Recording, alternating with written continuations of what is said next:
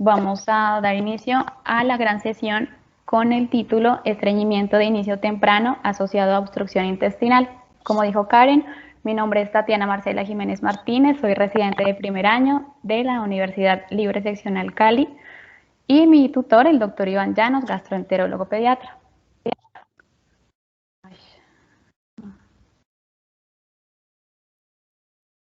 Listo. Entonces voy a dar inicio a la lectura del caso clínico.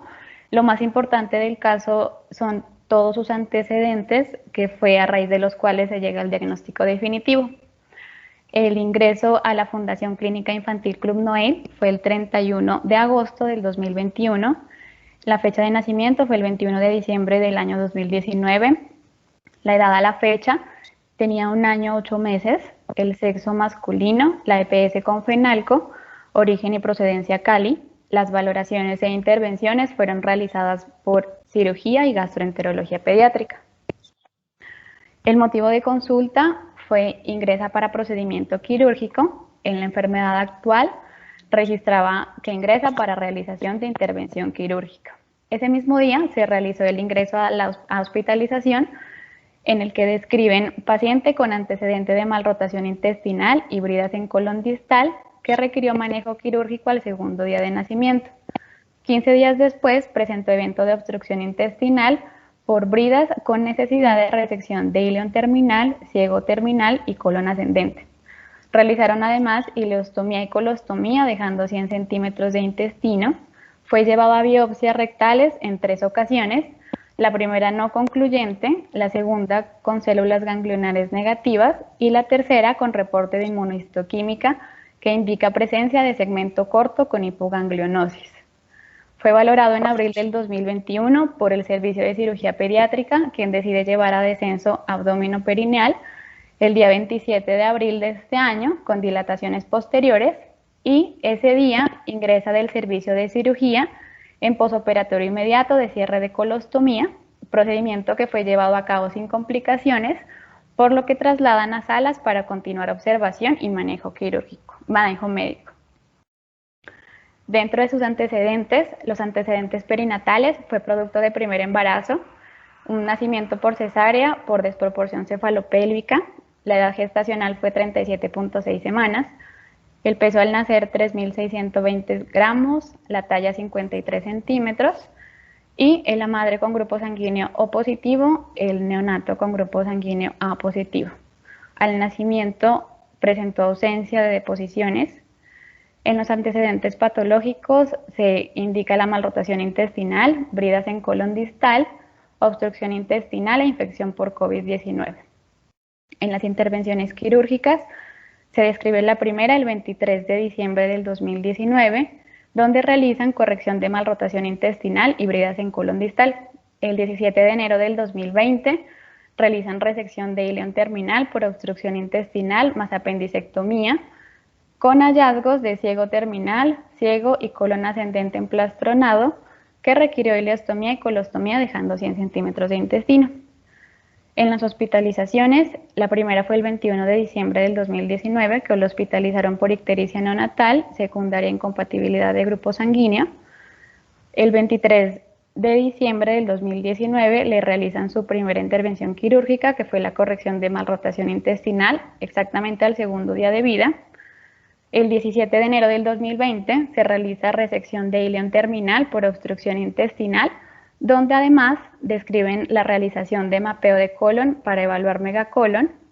El 27 de enero del 2021 ingresa para la toma de biopsias rectales. El 27 de abril de este año realizan descenso abdominoperineal y en la última fecha de ingreso, que fue el 31 de agosto de este año, donde realizan el cierre de colostomía. Tiene todas sus vacunas completas para la edad, aportaba carnet, y no refiere ningún antecedente familiar. En los signos vitales de ingreso encontramos una tensión arterial 99,53 milímetros de mercurio, una frecuencia cardíaca de 109 latidos por minuto, una frecuencia respiratoria de 25 respiraciones por minuto, la temperatura de 36.4 grados centígrados y la saturación del 97% al ambiente. En la valoración nutricional arrojó que se encontraba en sobrepeso. En cuanto al examen físico del ingreso al servicio de hospitalización, describen mucosas húmedas, sin edema, no adenopatías palpables, el tórax simétrico, norma expansivo, murmullo vesicular presente, no tenía agregados, sin signos de dificultad respiratoria, los ruidos cardíacos rítmicos sin soplos, en el abdomen estaba blando, depresible, sin dolor a la palpación, sin signos de irritación peritoneal, con apósitos limpios, sin sangrados, sin secreciones, no palpan visceromigalias ni masas, el llenado capilar de 2 segundos, con pulsos periféricos presentes en las 4 extremidades y de buena intensidad, y neurológicamente se encontraba alerta, activo y reactivo sin ningún déficit motor ni sensitivo descrito. Los exámenes que aportaba desde prácticamente su primera intervención quirúrgica eran el 29 de diciembre del 2019, le realizan una ecografía de abdomen total, donde describen un estudio dentro de límites normales. El 7 de enero del 2020 le hacen estudios genéticos donde reportan cariotipo masculino sin detectar alteraciones cromosómicas, numéricas ni estructurales. El 17 de enero del 2020 le hacen un estudio anatomopatológico en el que describen el plexo mientérico con presencia de células ganglionares, en el colon a nivel del repliegue peritoneal, células ganglionares presentes, igual que en el colon a 12 centímetros del repliegue peritoneal. También en la boca de la ileostomía y en la colostomía distal están las células ganglionares presentes. El 11 de marzo del año 2020 tiene ecografía renal y de vías urinarias que no indican cambios. Una gamografía realizada el 18 de junio del 2020, positiva para reflujo gastroesofágico. El 24 de junio del 2020 le hacen un estudio de deglución que está normal. El 30 de junio del 2020 le realizan un estudio de colon por enema que reporta recto sigmoide pequeño sin lesiones ocupantes, sin pérdida de relación entre recto y colon, el colon descendente de morfología normal, colon transverso sin alteraciones, adecuada opacificación del colon transverso y también del descendente, la ileostomía del trayecto normal, sin áreas de estenosis y informa no imágenes que sugieran ausencia, pues mejor dicho, de células ganglionares, o sea, no presenta, todo estaba totalmente normal. El 27 de enero de este año, con informe de la inmunohistoquímica, se llegó al diagnóstico de que tenía presencia de segmento corto con hipoganglionosis. Tatiana, acuérdate que el colon por enema no te dice células ganglionares, te habla solamente de anatomía, ¿no? Sí, señor. Okay. Listo. Bueno, entonces, para abordar un poco el estreñimiento, este se define como un concepto clínico que no se circunscribe exclusivamente a la frecuencia de las deposiciones, sino que también engloba las características de las mismas, como el tamaño y la dureza, y además diferentes manifestaciones asociadas a la defecación, como dolor, malestar, posturas de evitación y pérdidas fecales. Definimos estreñimiento de inicio temprano, el que se presenta en las primeras 8 semanas o antes, y estreñimiento crónico si los síntomas persisten por 3 meses o más. En cuanto a la epidemiología, su prevalencia estimada varía entre el 0.9 y el 29.6% de la población infantil. Es además un motivo de consulta frecuente que puede representar entre el 3 al 5% de las visitas al pediatra y hasta en un 25% de los niños son enviados a la consulta de gastroenterología pediátrica. En Colombia no hay datos precisos respecto a la prevalencia del estreñimiento en la edad. Con base a su etiología, el estreñimiento se clasifica en funcional o primario cuando no existe una enfermedad subyacente que lo genere, el cual representa alrededor de un 90 hasta el 95% de los casos, y en secundario, que representa desde un 5 a un 10% de los casos restantes, que se debe a alguna condición mórbida subyacente que lo condiciona. Entonces, establecemos que la etiología puede ser secundaria a alteraciones de colon recto y ano, como en atresia y estenosis, cuando es un ano ectópico, cuando hay fisuras, tumores o abscesos. En enfermedades sistémicas, cuando hay desequilibrio electrolítico, diabetes mellitus, parálisis cerebral, fibrosis quística o incluso alergia a la proteína de leche de vaca. Las alteraciones neurológicas, que pueden ser medulares congénitas o adquiridas, como en el mielomeningocele o en la infección. Alteraciones en la motilidad, como la enfermedad de Hirschsprung, la displasia neuronal intestinal, la pseudoobstrucción intestinal y también alteraciones musculares. También puede ser de origen psicógeno en los casos de abuso sexual o problemas psicológicos. Y secundario al uso de medicamentos como fenitoína, opiáceos, antihipertensivos o diuréticos. Bueno, entrar como tal a ese diagnóstico en el caso clínico, un poco de Hirschsprung. Su nombre procede del pediatra danés Hirschsprung, que fue el primero en describir en el Congreso de Pediatría que fue celebrado en Berlín en 1886, 20 casos de niños que fallecieron por estreñimiento y con una marcada distensión abdominal. También se conoce a la enfermedad como megacolon congénito, en referencia al aspecto dilatado del colon funcional por encima de la obstrucción, o también se la conoce como aganglionosis cólica congénita. La enfermedad de Hirschsprung es un trastorno congénito que se manifiesta por la ausencia de células ganglionares del sistema nervioso entérico, que resultan en la pérdida de la motilidad del colon afectado y en la ausencia de la relajación involuntaria del esfínter anar interno, lo que conduce a una obstrucción intestinal que es de tipo funcional. La enfermedad de Hirschsprung tiene una incidencia de 1 por cada 5.000 recién nacidos y varía de 1 en 2.000 a 1 de cada 12.000 nacidos vivos. Predomina en hombres en una relación de 4 hombres por cada mujer, y además se asocia con otros síndromes genéticos, especialmente con la trisomía 21. La mortalidad por enfermedad de Hirschsprung y sus complicaciones ha ido disminuyendo a través del tiempo gracias al diagnóstico oportuno y al manejo temprano, y actualmente corresponde a un 3%. En un 70% de los casos, la enfermedad de Hirschsprung es aislada y también esporádica, mientras que en el 30% restante está asociada a otras anomalías sindrómicas o malformativas. También hay formas familiares que se observan en un 20% de los casos, y se estima que el riesgo de recurrencia en familiares de primer grado de un paciente con enfermedad de Hirschsprung es del 4%. Esto quiere decir que es 200 veces más elevado que el de la población en general. Según los datos obtenidos del DANE, la enfermedad de Hirschsprung se sitúa en el lugar número 11 de las principales causas de mortalidad por enfermedades huérfanas en Colombia entre el año 2008 y 2013. Bueno, entonces, antes de hablar de la fisiopatología, quiero recordarles cómo se desarrolla el sistema nervioso entérico y la motilidad gastrointestinal, porque a partir de aquí resultan todas las alteraciones establecidas en la fisiopatología. Entonces, en cada circulito rojo voy a ir describiendo lo que pasa en cada etapa.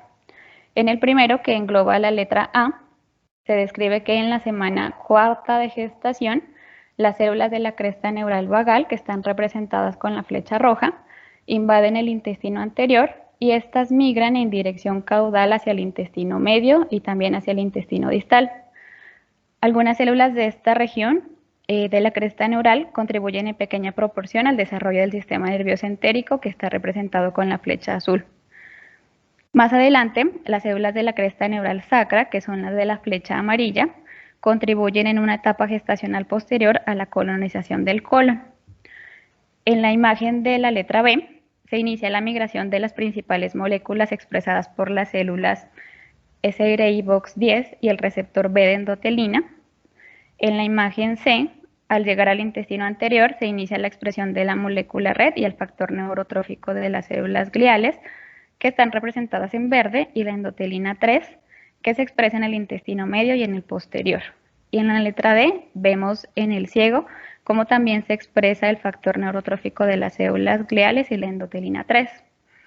A raíz de esto se establece que la enfermedad de Hirschsprung es un producto de una falla en la migración cráneo-caudal de las células ganglionares provenientes de la cresta neural. Este fenómeno se produce entre la semana 5 hasta la 12 semana de gestación, pero entre más precoz se produzca la alteración en la migración celular, mayor será la longitud del segmento afectado. También se cree que podría estar implicado un defecto en la matriz extracelular de la pared intestinal y esto podría conducir a que las células procedentes de la cresta neural la colonizaran. La enfermedad de Hirschsprung es considerada una enfermedad poligénica autosómica dominante de penetrancia incompleta y también de expresividad variable. Esto hace referencia a que no todo portador del gen alterado expresa la enfermedad y que guarda relación con la longitud del segmento afectado. Se cree que las alteraciones más comunes residirían en los cromosomas 2, en el 10 y en el 13, y que hay 9 genes afectados para desarrollar la enfermedad. Vemos aquí en la imagen superior del lado izquierdo los tipos de neuronas del sistema nervioso entérico, desde la número 1 en el circulito rojo hasta la número 15, que sería la célula enterocromafin. Esto en un paciente, digamos, normal, sin presencia de enfermedad, mientras que en la figura de abajo vemos que en pacientes con enfermedad de Hirschsprung hay ausencia de toda esta red neuronal que genera un alejamiento de la propagación de ondas de propulsión y relajación anormal del esfínter anal. Bueno, más adelante en la imagen de la derecha se evidencian áreas del colon ganglionar dilatado en la región proximal y los sectores agangliónicos con disminución del calibre en la región distal. Además, estas se unen en una zona de transición entre el segmento agangliónico y el normogangliónico. ¿Cuáles son los tipos de enfermedad de Hirschsprung según la extensión? Estos lo dividimos en 4, que son la enfermedad de Hirschsprung total, que es cuando el segmento agangliónico afectado, cuando el segmento se afecta a todo el colon y la parte del intestino delgado en diferentes proporciones. También puede incluir el ilion y el yeyuno. La frecuencia varía de un 2% hasta un 15%, y este se cree que es más común en los primeros días de vida. En la imagen lo podemos ver representado de esta manera. La segunda es la enfermedad de Hirschsprung de segmento largo, que se denomina cuando se compromete el colon más allá del ángulo esplénico, pero no más allá del ciego. La frecuencia es alrededor de un 10 al 15%, y en una imagen la podemos ver representada así. La tercera variante es la enfermedad de Hirschsprung de segmento corto, que es la más frecuente, ocurre en el 60 al 90% de los casos y afecta el colon distal, pero no más allá del ángulo esplénico, que sería esta. Y la enfermedad de Hirschsprung de segmento ultracorto, que es una variante realmente discutida, y esta afecta la región rectoanal en una extensión de aproximadamente 4 centímetros, que sería más o menos visualizada de esta forma. Bueno, además de la clasificación según la extensión, hay varias variantes de la enfermedad de Hirschsprung, que son 6. La primera, la displasia neuronal intestinal, la ganglioneuromatosis intestinal, la hipoganglionosis aislada, los ganglios inmaduros, la ausencia del plexo argirófilo y la calancia del esfínter anal interno. Entonces, se establece que la displasia neuronal intestinal es una disganglionosis y se diferencia de la enfermedad de Hirschsprung por ser una hiperplasia del plexo mientérico y submucoso con hipertrofia de las células ganglionares. Se puede clasificar en 2 subtipos clínicos que son en realidad histológicamente distintos. El primero es el tipo A, que representa más o menos un 5% de todos los casos de displasia neuronal intestinal y se caracteriza por aplasia congénita o hipoplasia de la inervación simpática. Y la tipo B, que está definida por la hiperplasia del plexo submucoso parasimpático, es la más común, representa alrededor del 95% de los casos de displasia neuronal intestinal, y en esta se evidencia hiperganglionosis, ganglios gigantes y células ganglionares ectópicas. La mayoría de los pacientes presentan estreñimiento crónico que puede ir asociado o no a distensión abdominal, por lo que en realidad clínicamente se asemejaría a la enfermedad de Hirschsprung, y adicionalmente tienen un colon con enema normal. Además parece haber una alta incidencia de anomalías congénitas asociadas que oscilan entre un 25 a un 30%, Entre las más frecuentes están las malformaciones anorrectales, la malrotación intestinal, el intestino corto congénito, las enterocolitis necrotizantes y el síndrome de Down. El diagnóstico se hace a través de una biopsia por succión rectal y en cuanto al manejo, se recomienda que el manejo sea conservador con laxantes y enemas, aunque si los síntomas persisten durante más de 6 meses, se considera como opción de tratamiento o el manejo quirúrgico. La segunda variante es la ganglioneuromatosis intestinal, que se caracteriza por una proliferación difusa de fibras nerviosas con hiperplasia significativa de células ganglionares o mucosas. Y también mientéricas, esto genera un engrosamiento de la pared intestinal y esta condición en realidad es extremadamente rara porque conduce a una obstrucción intestinal crónica. La gran mayoría de los pacientes presentan estreñimiento crónico severo y también distensión abdominal secundaria a un proceso de obstrucción intestinal. Este estreñimiento también puede ser alternante con episodios de diarrea. Otros hallazgos que son característicos de esta variante es los denominados neuromas de la mucosa de los labios y la lengua, que se ven como en la imagen de la izquierda, y también puede haber labios agrandados. Se diagnostica por la presentación clínica, hallazgos histológicos en la biopsia y se establece que la mayoría de los síntomas gastrointestinales pueden tratarse con laxantes, con enemas, aunque eventualmente algunos pacientes requieren cirugía por obstrucción intestinal o también porque forman estenosis. La tercera variante es la hipoganglionosis aislada,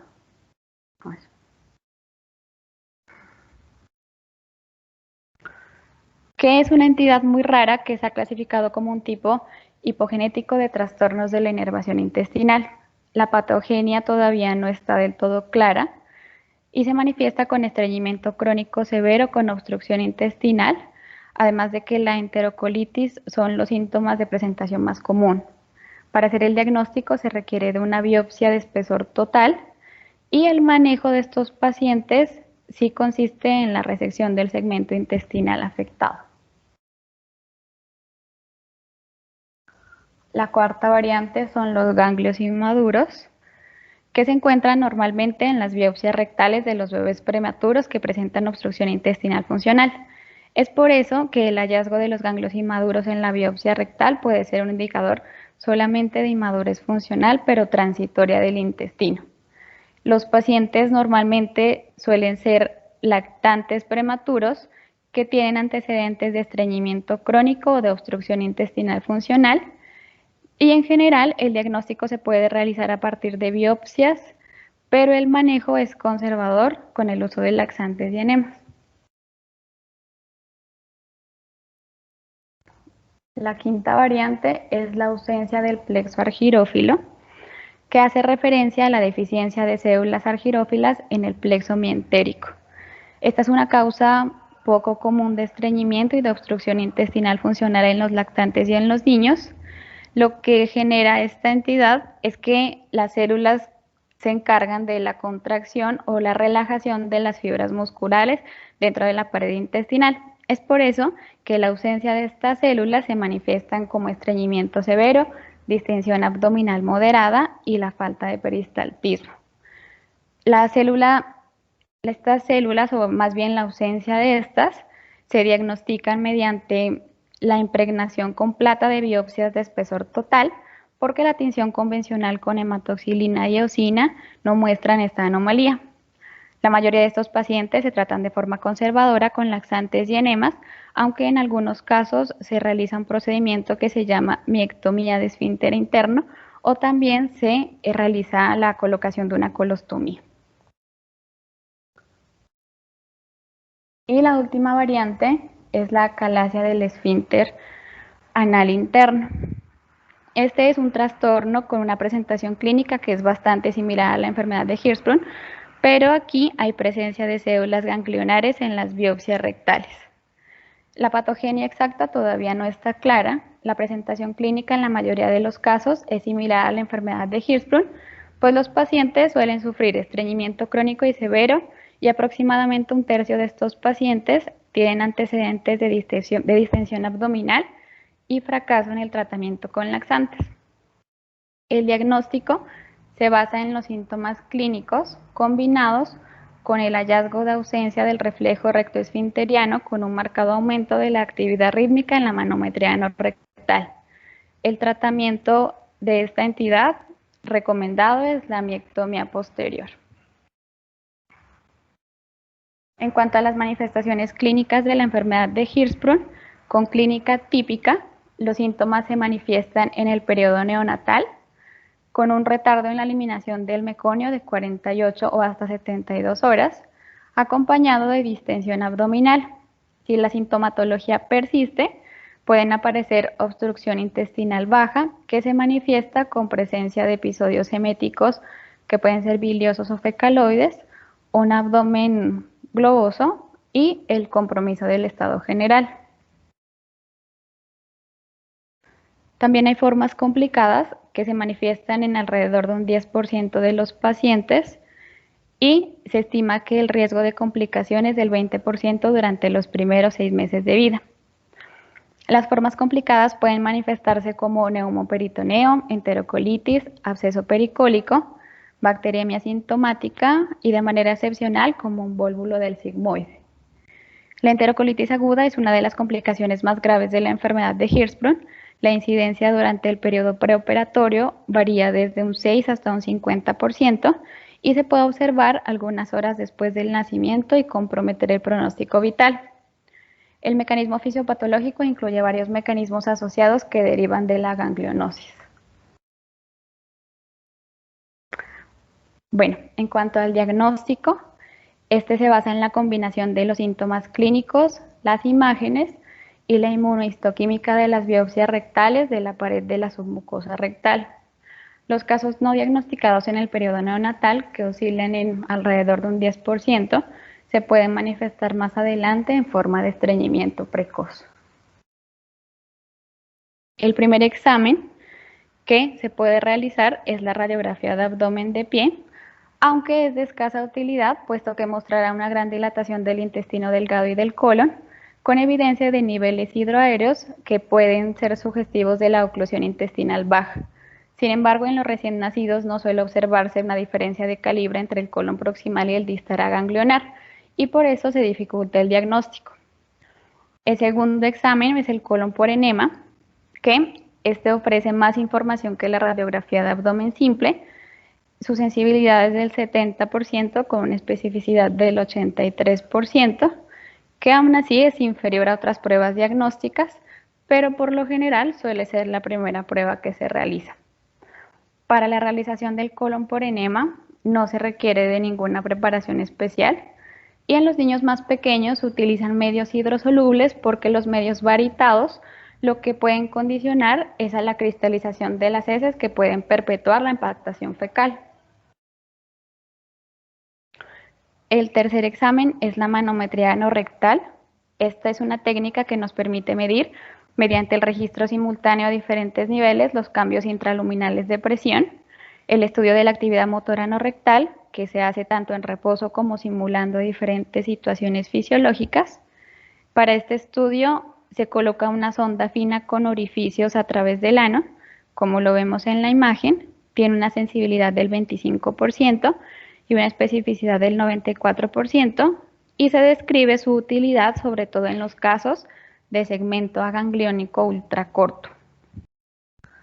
Entonces, vemos en esta imagen, en la parte superior se ve el patrón normal, y de ahí hacia abajo lo clasificamos en tipo 1, tipo 2, tipo 3 y tipo 4, que depende de las fuerzas propulsivas con ausencia o insuficiente relajación. Se establece que los tipos 1 y tipo 3 son definidos como la disinergia, o sea, la alteración en la coordinación muscular del suelo pélvico, mientras que los tipos 2 y 4 involucran una inadecuada propulsión defecatoria. En la enfermedad de Hirschsprung, sobre todo en este examen, existe de forma característica una ausencia del reflejo anal inhibitorio. En las imágenes a su derecha En la parte superior está representada un recién nacido con retraso meconial. Las iniciales BR son balón rectal, CAP es canal anal proximal, CAD es canal anal distal, y aquí se observa la presencia del reflejo inhibitorio del ano, con la forma de la curvatura de las líneas trazadas.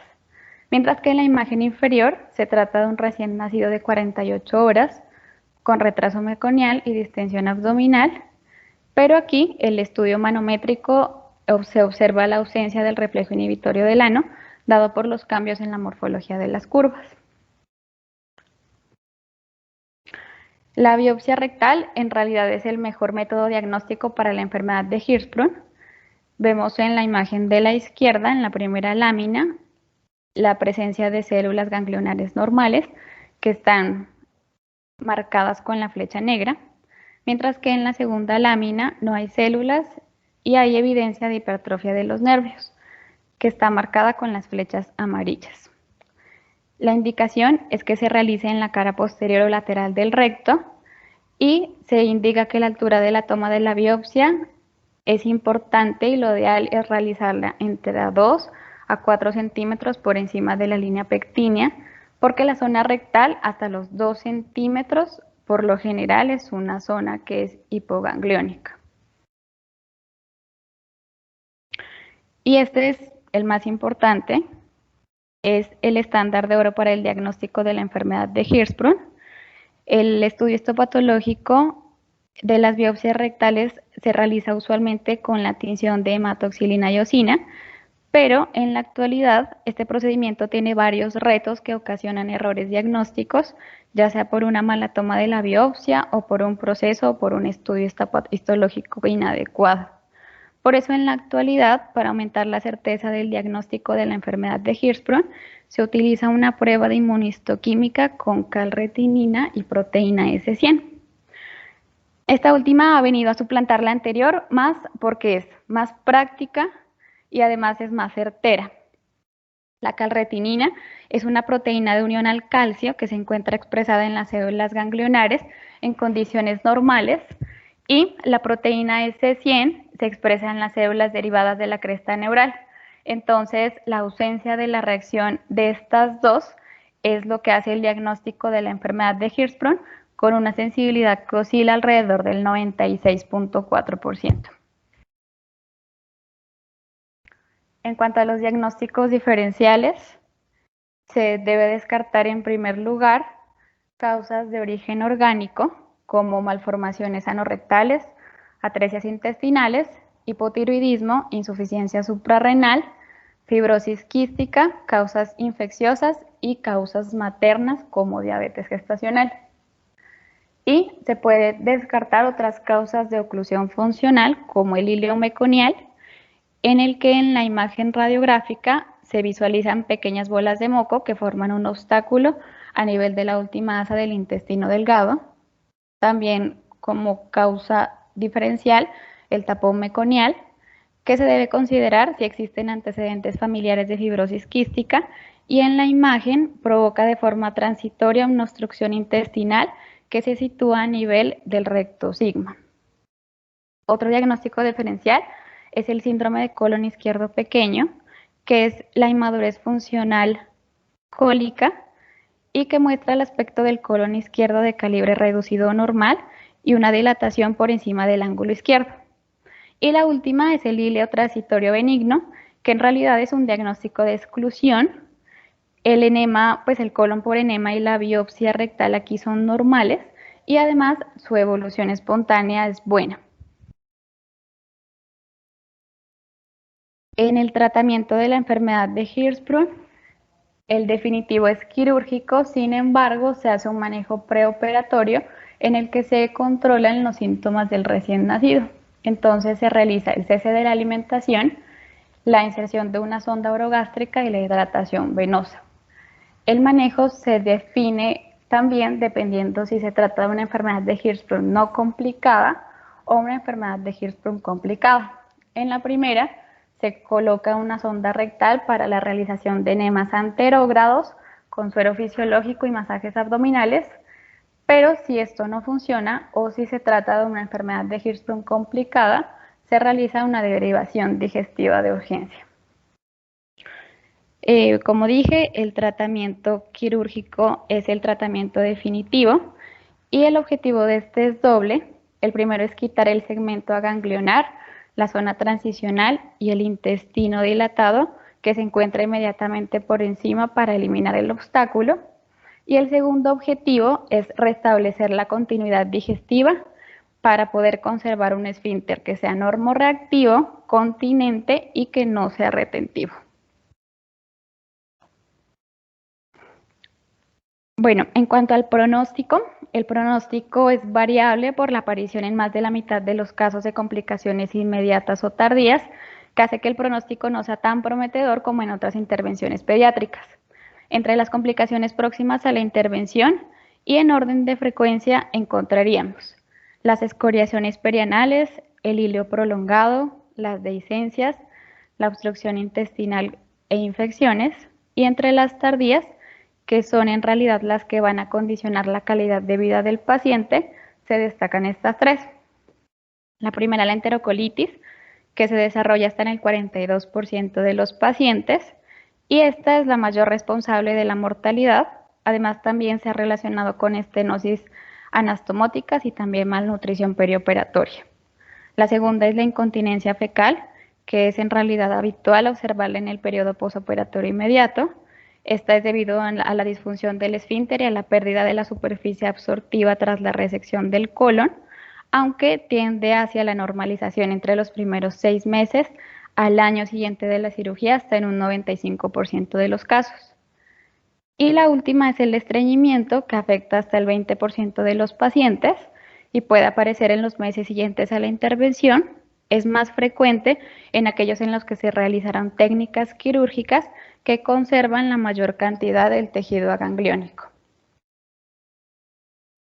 Bueno, y por último, traje este cuadrito para que nos llevemos como ideas claras a la casa. Entonces, la enfermedad de Hirschsprung son anomalías congénitas que se caracterizan por grados variables de obstrucción intestinal no mecánica.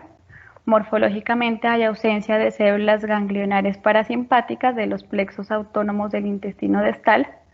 La vamos a clasificar según las 6 variantes y también según la extensión del segmento intestinal en total de segmento largo, segmento corto, segmento ultracorto. Existen síndromes genéticos y asociaciones, entre ellos el síndrome de Down y entre otros como bradidactilia o hipoventilación congénita. Se puede asociar con enterocolitis. Sus síntomas clásicos son el retardo en la eliminación de meconio entre 48 hasta 72 horas, la presencia o ausencia de distensión abdominal, la presencia de episodios eméticos biliosos o fecaloides, el compromiso del estado general y el abdomen tenso y timpánico, y el diagnóstico, que se basa en la combinación de síntomas clínicos, imágenes y, de lo más importante, la inmunohistoquímica de las biopsias rectales. Y eso es todo. Muchas gracias.